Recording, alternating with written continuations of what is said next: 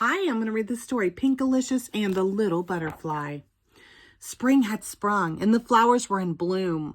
Mommy said I could pick some on the way to school to bring to my teacher, Miss Penny.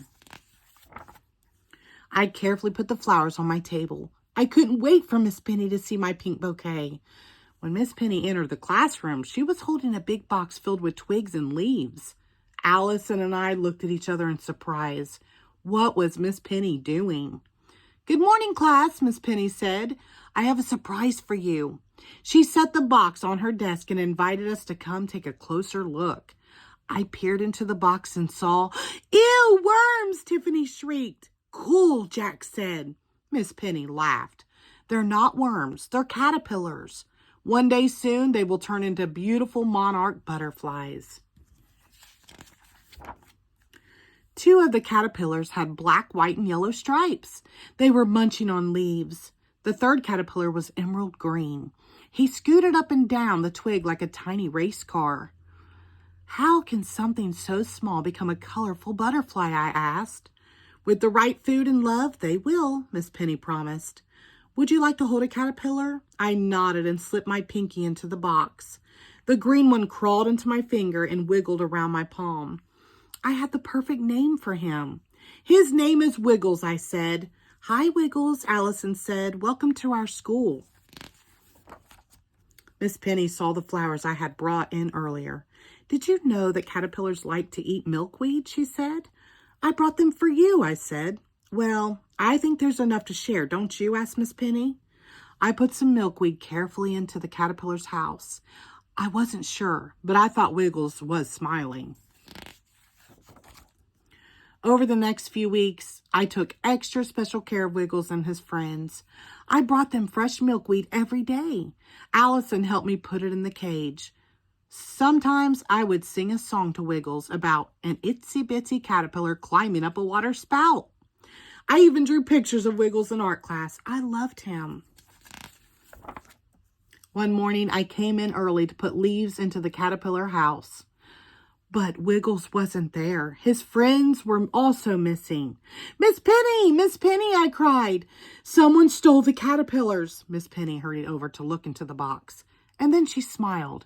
"They're not stolen. They're still here." She pointed to 3 little teardrops hanging from a twig.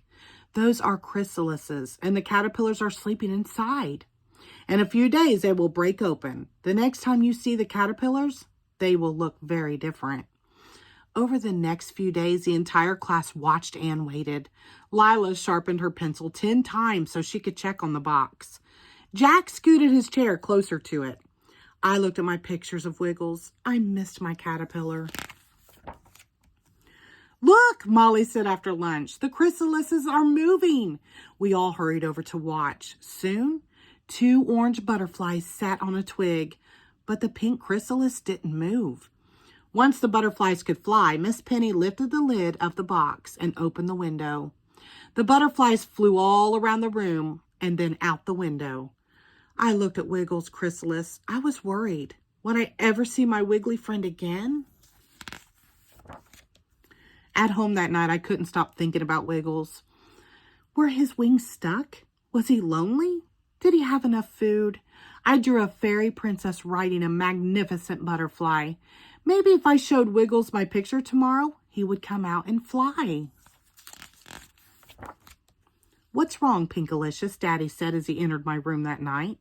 I told him about Wiggles, and he gave me a hug. "I'm sure Wiggles will have his wings in no time," he said. Daddy read me an extra bedtime story and fluttered his eyelashes against my cheek.